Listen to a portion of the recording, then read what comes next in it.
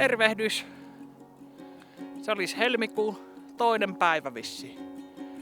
Keli on hyvin keväinen.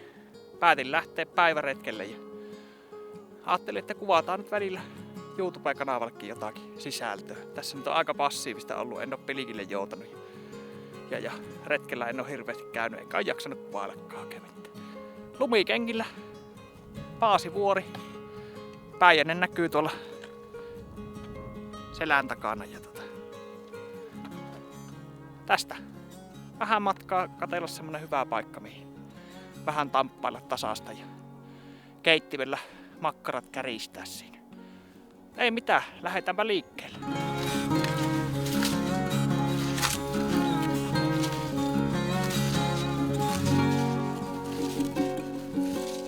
Onpahan lunta. Lumikengilläni polvia myöten upottaa. Ei oo niinku kuortaa ollenkaan tuossa hangessa. Joo, mä käännynkin takaisinpäin. Lunta on niin kauheasti ja tässä on tää aukea, niin se on viime yönä ollut myrsky. Se on oikein tuiskuttanut semmosia dyynejä tuohon, niin niissä on vielä enemmän lunta. Ei se mitään.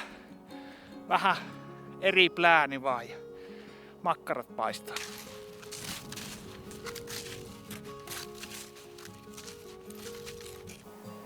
Siinä on Teeren jätökset. Tuolta se on kipittänyt ja lieneekö siinä kieppi? Siihen se on ainakin pöllähtänyt. Tuonne kipitellyt, mitä lie kaivellut. Polku on saavutettu. Tässä ei lumikenkiä tarvii, mutta en jaksa ruveta niitä tonne rinkkaan ripustamaan. Seurataanpas polkua jonkin matkaa ja katsotaan, että löytyisi joku hyvä sopiva leiripaikka tai taukopaikka. Yötä en oo. Joo, siinä samalla voisin vähän jutella, että minkälaisia suunnitelmia on tämän vuoden videoiden suhteen. Tietääpähän ne, jotka kanavaa seuraa, että mitä ehkä voi odottaa.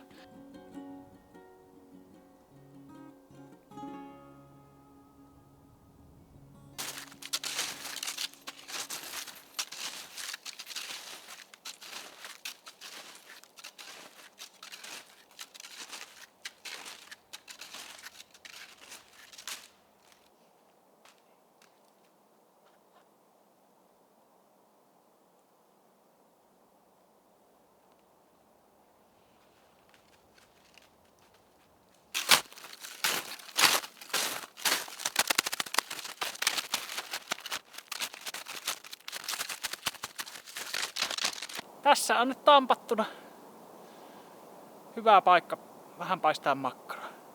Pannaan keitintä tulille. Mulla on tossa samalla, mulla on tuo talvikeittimenä toi ikivanha, mikä pitää esilämmittää. Niin mä nyt samalla vähän testailen, kun sillä pensalla omalla polttoaineella, jos se lämmittää, niin se joutuu tekemään kovilla pakkasilla monta kertaa. Se ei riitä se yksi lämmitys. Niin se on vähän vaivalloista ja sotkusta. Niin mulla on nyt sytytyskeeliä. Mä sain vinkin yhdeltä kevytretkeilijä tyypiltä siitä, että ne käyttää sytytyskeeliä, jotka käyttää tuota keitintä. Niin kokeillaanpa toimiiko se. Nyt on tosi vaan se pari astetta pakkasta, että tää nyt ei anna pitää selvää kuvaa kovista pakkasista, mutta jonkinlaisen käsityksen nyt saa kuitenkin. Niin testataan. Eihän sitä tiedä ennen kuin kokeilee.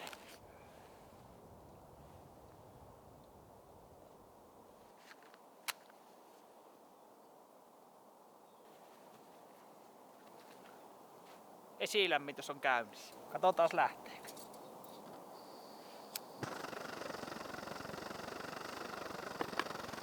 Kyllä se vaan lähti. Päpättää niin pirusti. Ei muuta kuin makkarat tuli.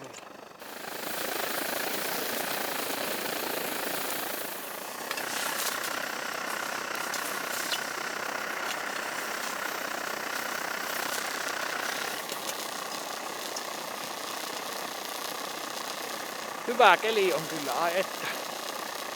Taukotakki on kyllä mukana, mutta jotenkin tässä ei tuule yhtään. On niin mukavan lämmintä, että en taida viittiä edes taukotakkia.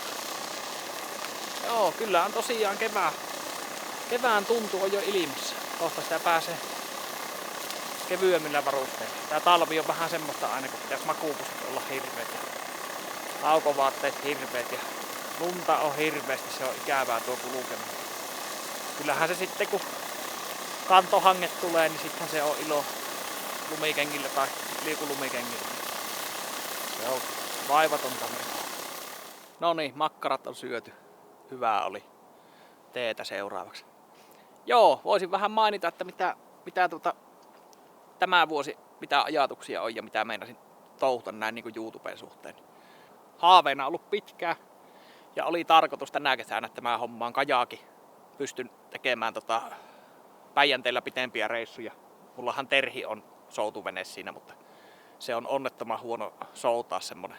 Se on niin pyöreä, painava ja sehän on turvallinen, sehän ei kaaju. Et saa nuria vaikka yrität. Se ei uppoo, mutta se on äärimmäisen huono soutaa ja tosi raskas. Niin oli tarkoitus se kajakki, olisi päässyt Päijänteen seikkailuja tekemään. Muuratjärvi olisi kantanut vaan sitä. Tai vetänyt kärryllä tietä pitkin sinne Muuratjärven rantaan ja käynyt tutkia sitäkin. No, senhän arvaa, että elämä ei mene niin kuin sitä suunnittelee. Lomautukset tuli, eli 4-päiväiseen viikkoon on siirtynyt. Tarkoittaa sitä, että rahaakaan ei tietysti tule sillä lailla niin kuin on yleensä tullut ja se kajakkihomma nyt jää. Sellaista se elämä on, ei se mitään. Terhillä tuun kyllä tekemään Päijänteellä reissuja ja kuvailemaan niitä jossain vaiheessa kesän mittaan. Ehkä jo alkukesästä voisin katsella. Sehän on hieno paikka Päijänne, siellähän nyt tietysti vesiliikennettä on paljon, on moottoria pärisemässä, mutta se nyt vaan on semmoista. Se on koitettava editoida pärinät pois. Lähiretkiä meinaan tehdä yhden yö, tämmöisiä päiväretkiä tietysti myös useamman yö. Mulla on muutama historiallinen homma, mitä on meinannut. Piti itse asiassa viime kesänä ja en ole varaa, pitikin jo toissa kesänä, mutta tuolla semmonen kuin Vilu ja Nälä muistomerkki. Eli 1800-luvun puolen välin paikkeilla, talon paikka. Ja sieltä on jäänyt sitten jälkeen vähän niin kuin muistomerkki. Niin se käyvä kuvailemassa ja sitten siitä kulkee mehtiä pitkin kotiin. Niin näkisi vähän minkälaista seutua siinä on. Ja tietysti Lapin reissu joka kesäinen. Sen uskoisin, että pystyn näillä varoilla tekemään. Sehän ei paljon maksa mulle. Tai paljon, mutta siis ei maksa sillä lailla niin kuin joku kajakki olisi maksanut. Linja-automatkat ja ruuat nyt melkein on mulla kaapissa, mitä sille reissulle tarvii.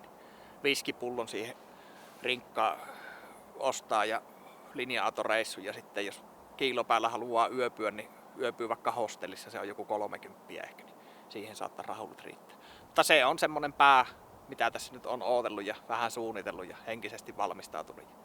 Tänä kesänä Kiilopää, Rautulampi, Lankojärvi. Lankojärvellä ajattelin, että jos kävis kalassa, sen vielä selvitän, että se Lankojärvi on sillä kalastonhoitomaksulla kalastettavissa. Niin jos on, niin siinä käydä kalalla ja siitä sitten eteenpäin. Tarkkaa reittiä en tiedä, että mä yleensä vähän niin kuin teen summittaisen mitä meinaan ja sitten säveillän siinä matkalla, mitkä on fiilikset, mitkä on kelit, sattuuko jonnekin.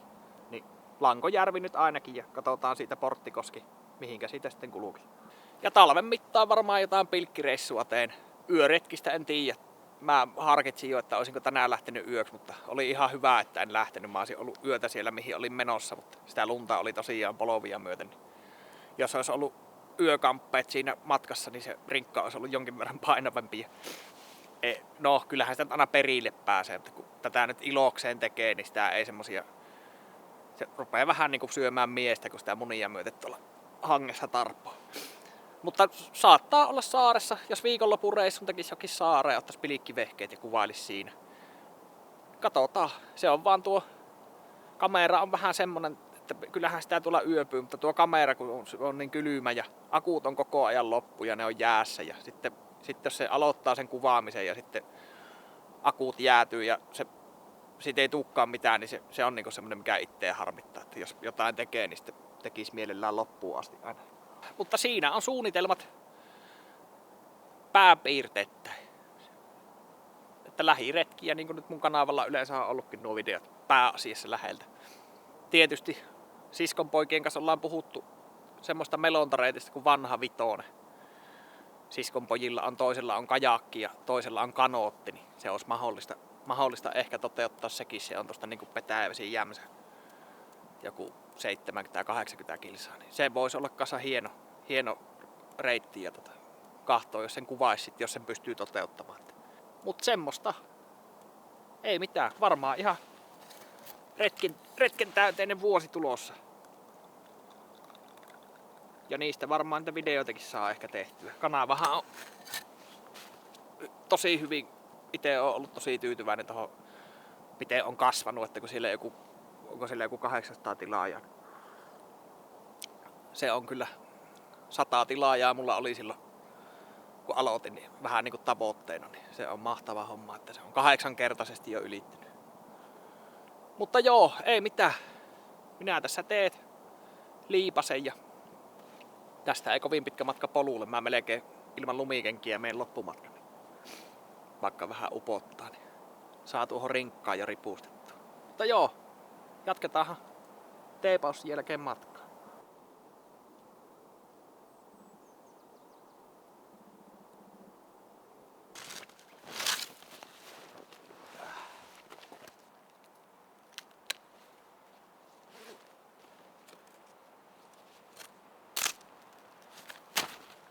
Noniin, jalkaa toisen.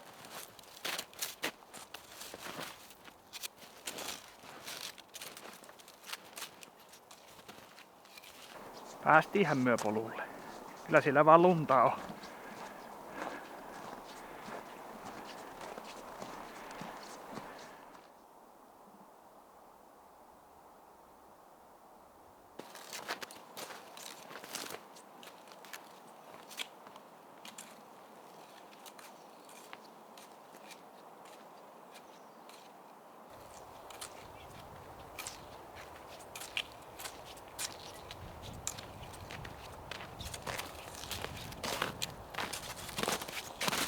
Noniin, se oli semmonen retki. Siinä tosiaan niin en muistanut sanoa kameralle, kun kuvailin siinä, paistelin makkaraa, niin töyhtötiaisia oli. Niitäkään ei nykyään ihan joka päivä näe töyhtötiaisia. Joo, mukavahan täällä on lähimetsissä käheltää. Tää on tämmöstä helppoa retkeilyä, aina ei tarvi repiä niin kauheasti. Mutta katsotaanhan tässä kevään mittaan, josko sitä Pilikille kerkeis ja pitempiä retkiä ja pitempiä videoita. Varmasti on tulossa, jos nyt ei jotain ihan ihmeellistä tapaa. Mutta mulla ei tällä kertaa muuta ole, niin katsotaanhan seuraavalla kerralla. Moro!